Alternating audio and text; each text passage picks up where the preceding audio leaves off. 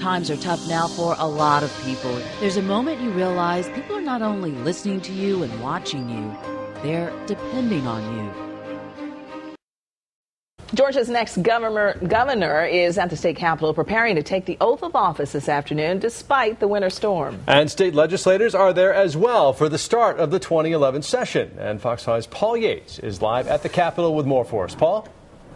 Ross, you know, there have been few outdoor inaugurals here at the state capitol. Governor-elect Deal had hoped to have one this afternoon, but instead he will be in here with state legislators because of the bad weather.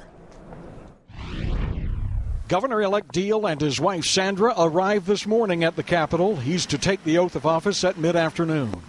State crews scrambled to make downtown streets around the building passable as legislators arrived to begin the General Assembly session at 10 a.m. Governor-elect Deal and state constitutional officers will take the oath of office in the House chamber beginning at 2:30 p.m. Organizers have 236 seats in the chamber. They planned for an audience of at least 2,500 to watch the new governor's inauguration on the Capitol's front steps. But the outdoor ceremony was moved inside, and a morning prayer service and an evening inaugural gala were canceled. You know, a lot of people put a lot of effort into this. When you do an inaugural, expect thousands of people to show up at a party, and then the party gets canceled. So I feel bad for those people putting, really a month and a half, 2 months of work in this, and it's not going to happen. But, you can't control Mother Nature. Now, the last governor to be inaugurated in the State House chamber was Herman Talmadge back in 1947.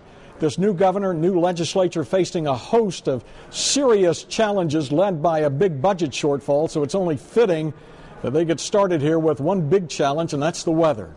At the state capitol, Paul Yates, Fox 5 News. Well, Paul, we had heard that there was the potential of doing the inauguration at any time this week. Do we have any sense of why the Deal administration was dead set against postponing this?